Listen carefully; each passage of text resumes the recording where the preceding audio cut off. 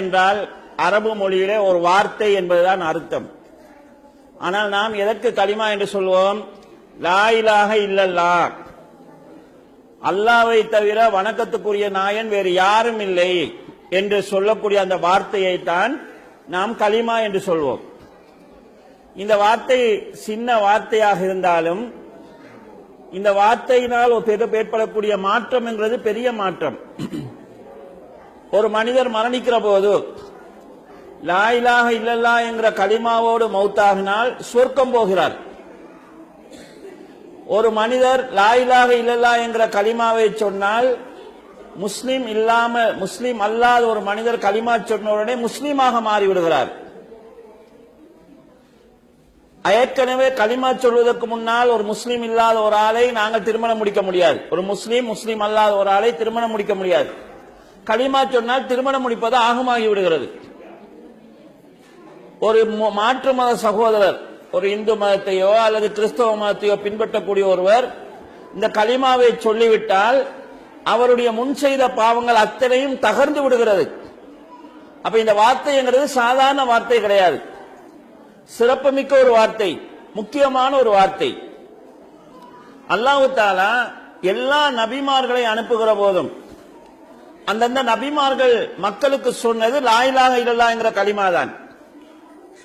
வலக்கத் பஅஸ்னா ஃபீ குல்லி உம்மத்தின் ரசூலா, எல்லா சமுதாயங்களுக்கு நாங்கள் தூதர்களை அனுப்பியிருக்கிறோம்.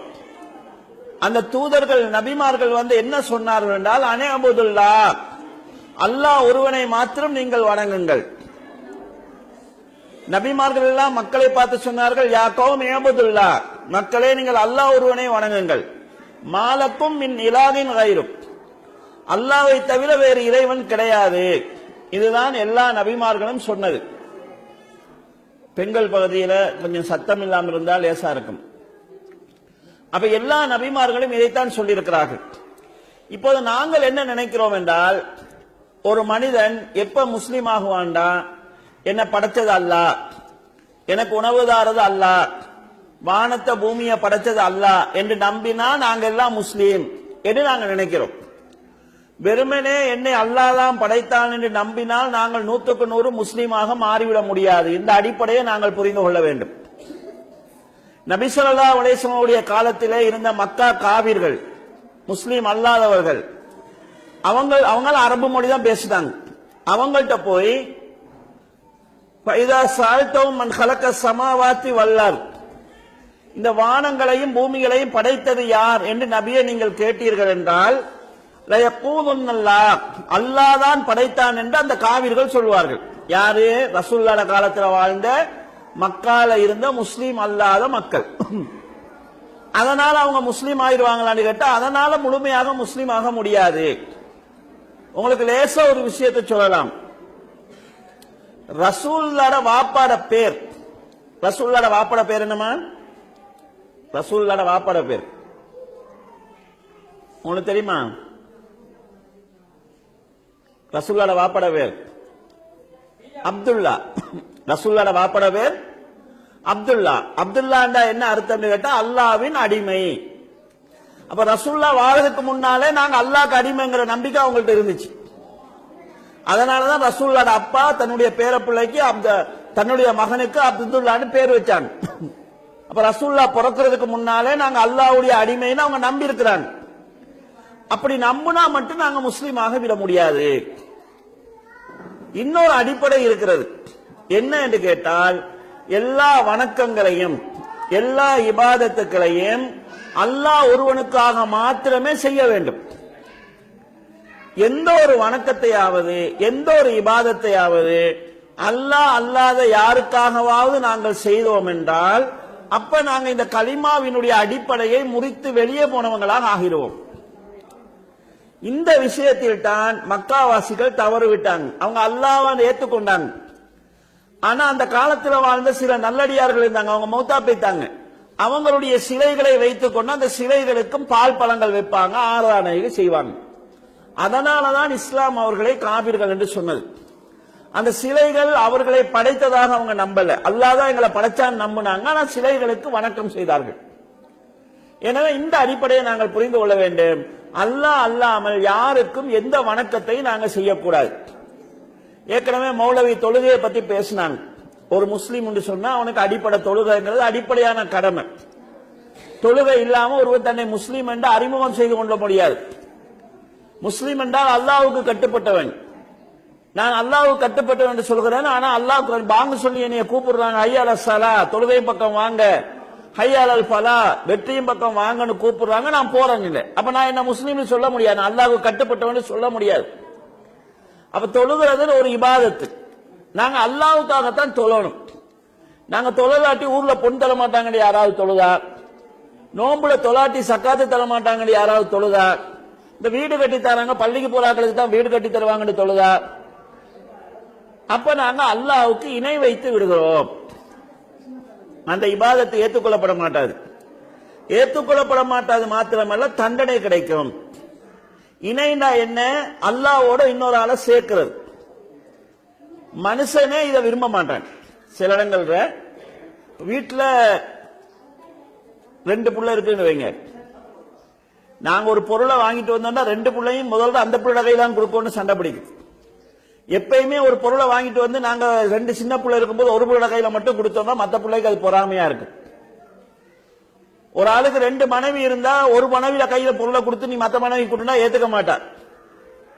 நான் என்ன அவங்க வேலைக்காரியா, நீங்க அவட்டையா கொடுப்பீங்க, என் கையில தரையலான்னு கேட்பான். நாங்க ஒரு இபாதத் செய்கிற போது, வணக்கம் செய்கிற போது அல்லாஹ்வோட இன்னொரு ஆளை சேர்த்துனா அல்லாஹ் ஏத்துக்கவே மாட்டாங்க. ஏன்னா அல்லாஹ்வுடைய அந்தஸ்து வேற. அப்ப நாங்க ஒரு இபாதத் செய்கிற போது அல்லாஹ்வோட இன்னொரு ஆளை சேர்த்துனா அல்லாஹ் தஆலா அதுக்கு தண்டனை கொடுப்பான். இது அல்லாஹ்வால மன்னிக்கப்படாத குற்றங்களில் ஒன்று.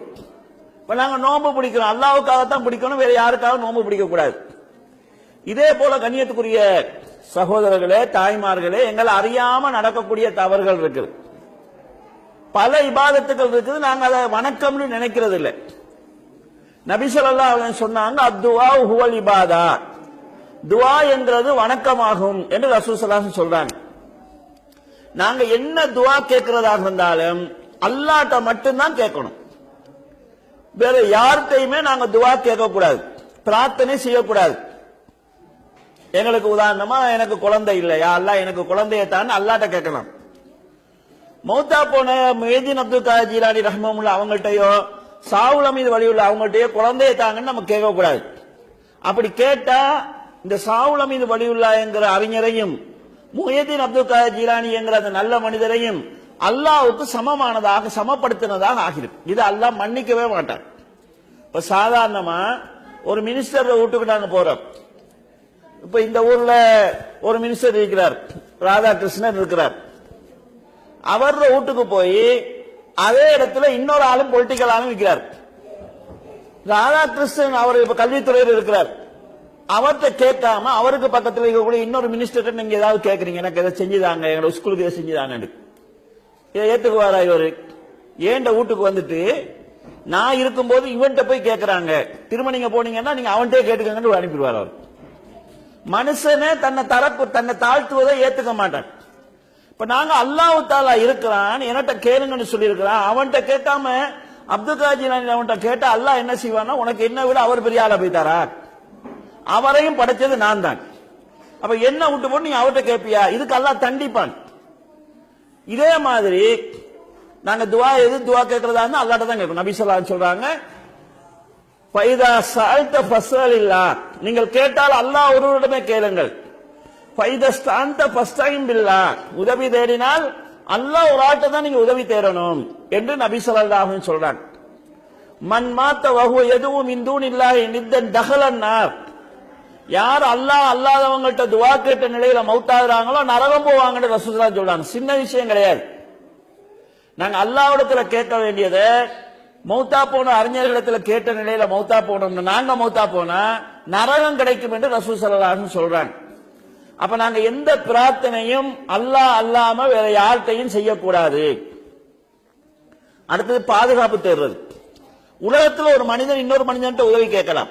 உதாரணமா, எனக்கு தண்ணி தேவை, எனக்கு தண்ணி கொஞ்சம் எடுத்தாங்க, நீங்க எடுத்தாருங்க.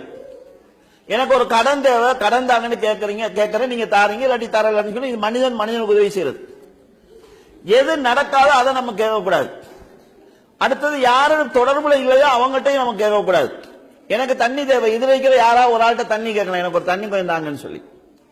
நான் இங்க விட்டு போட்டு என் மனைவி எங்க ஊர்ல இருக்கிறா, என் பொம்பளை தண்ணி கேட்டா கிடைக்குமா? அது அப்ப யார் நமக்கு பக்கத்தில் இல்லையோ அவங்ககிட்ட நம்ம கேட்கக்கூடாது. பாதுகாவல் தேடுறதுங்கிறது ஒரு இபாதத்து. நீங்க குர்ஆன்ல ஓதக்கூடிய சின்ன சின்ன சூறாக்கள் பாதுகாவல் சூறாக்கள். குல் அஊது பிரப்பில் ஃபலக், அதிகாலை பொழுதின் இறைச்ச இடத்தில் நான் பாதுகாவல் தேடுகிறேன் என்று நபியே நீங்கள் பாதுகாவல் தேடுங்கள் அல்லாஹ் தஆலா சொல்கிறார். குல் அஊது பிரப்பின் நாஸ், மனிதர்களின் இறைச்ச இடத்தில் நான் பாதுகாவல் தேடுகிறேன். நம்ம அல்லாஹ்ட்ட தான் பாதுகாப்பு தேடணும். நம்மளோட புள்ள ஓடி போய் கீழே விழுது, உடனே நம்ம யார்கிட்ட பாதுகாப்பு தேடுறோம்னு சொன்னா யா முஹியத்தீன் என்று பாதுகாப்பு தேடுறோம். அவர் வந்து ஹெல்ப் பண்ணணும்னு நம்ம எதிர்பார்க்கிறோம். முஹியத்தீன் அப்துல் காதர் ஜீலானி என்கிறவர் கடந்த காலத்துல வாழ்ந்து மௌத்தா போனோம், நல்ல மனுஷர், அதுல பிரச்சனை கிடையாது. நம்மளோட புள்ள உளுந்தா அவர் பாதுகாப்பாரா? பாதுகாக்க அவரால் முடியுமா? அது நடக்காது. அப்ப நாங்க பாதுகாவல் தேடுறதுங்கிறது அல்லாஹ்ட்ட தான் தேடணும். அல்லாஹ் அல்லாம யார்கிட்டயாவது நாங்க பாதுகாப்பு தேடினா அது அந்த களிமாவை முடிக்கக்கூடிய குற்றச்செயல். மக்கால வாழ்ந்த காவிர்கள் தாங்க, ரசூலுல்லாஹ்வோட காலத்துல வாழ்ந்த காவிர்கள். அவங்க என்ன செய்வாங்கடா, சும்மா இருக்கும்போது அல்லாஹ்ட்ட தான் கேட்பாங்க. அப்ப சும்மா இருக்கும்போது சிலைகள்கிட்ட கேட்பாங்க, ஆபத்து வந்துட்டு அல்லாஹ்ட்ட தான் கேட்பாங்க. அவங்க கடல்ல பயணம் போறாங்க, பிரச்சனை வந்துச்சுன்னா அல்லாஹ் ஒரு ஆள்கிட்ட தான் கேட்பாங்கன்னு அல்லாஹ் குர்ஆன்ல சொல்கிறாங்க. நாம சும்மா இருக்கும் போதும் வேலையாட்டையோ கேட்கிறோம், ஆபத்து வந்தாலும் வேலையாரே அழைக்கிறோம்னு சொன்னா நாங்க அவங்களை விட மோசமான நிலைக்கு போறதா ஆகும். அப்ப நாங்க பாதுகாவல் தேடுறதாக இருந்தா அல்லாஹ் ஒரு ஆள்கிட்ட தான் பாதுகாவல் தேடணும்.